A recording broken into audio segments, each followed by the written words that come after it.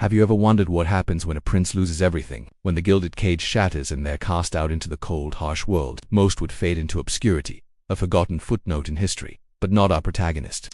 This is the story of a fallen prince who didn't just survive. He rose from the ashes to conquer the very empire that had forsaken him. Our story begins in the heart of a sprawling, powerful empire.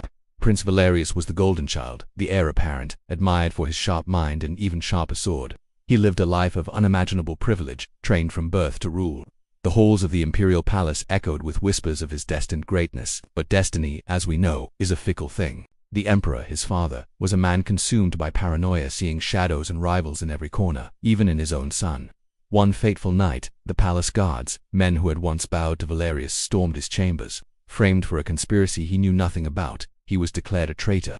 Stripped of his titles, his wealth, and his name, he was exiled to the desolate, unforgiving northern frontier. The world he knew vanished in an instant.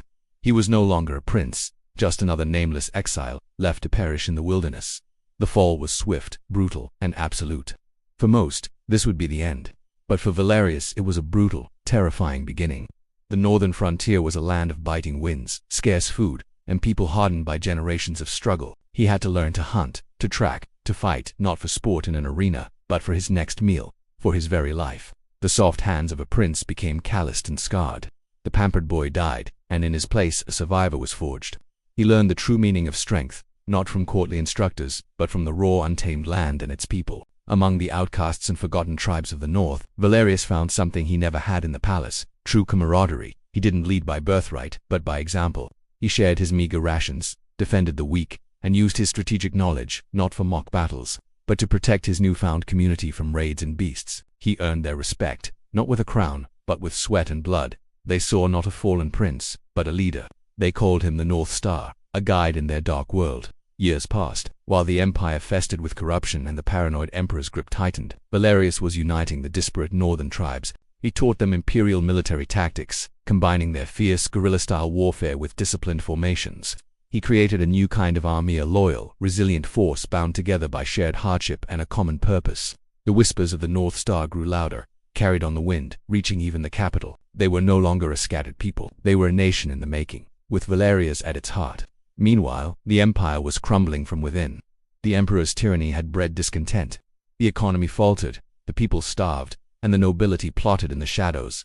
The empire was a hollow shell, brittle and ready to shatter. It was at this moment, sensing the profound weakness of his former home, that Valerius knew his time had come. It wasn't about revenge anymore. It was about liberation. It was about forging a better world from the ruins of the old. With the first snows of winter, the march began. The army of the north, a force the empire had long dismissed as mere barbarians, descended from the mountains. They were a storm of steel and resolve. City after city, tired of the emperor's cruelty, opened its gates not to a conqueror, but to a liberator. Valerius's tactical genius was on full display. He outmaneuvered the pompous imperial generals at every turn, his soldiers fighting with a ferocity the well-fed palace guards could never match. Their advance was relentless, a tide of change washing over the land. The final confrontation took place before the capital's towering walls, the very walls that had once protected Valerius. The final battle was not a prolonged siege. The morale of the imperial army was broken. The people within the city rose up and the gates were thrown open. Valerius rode into the city he had been cast out of, not as a vengeful exile, but as a triumphant hero. He walked the familiar halls of the palace, not as a prisoner, but as a conqueror. His father, the old emperor, was found not on the throne, but hiding, a shrunken figure consumed by his own fear. There was no grand duel, no dramatic final words. Valerius simply looked at the man who had wronged him, and saw not a tyrant, but a pathetic, broken old man. Justice was served, not with a sword, but with the dawn of a new era. The old regime was dismantled, and the corrupt officials were brought to account. Valerius, the fallen prince, the exile, the North Star, now stood as the master of the empire. But he did not take the old throne. He shattered it. He established a council, bringing in leaders from the north and honest officials from the old empire. He lowered taxes, rebuilt infrastructure, and established a system based on merit, not birth. He had conquered the empire not to rule it as his father had, but to reshape it, to heal it. His reign became known as the Great Renewal, a golden age born from the ashes of his own suffering. The boy who lost the kingdom had returned to build an empire of hope. And so, the story of the fallen prince serves as a powerful reminder. Our greatest strengths are often forged in our darkest moments.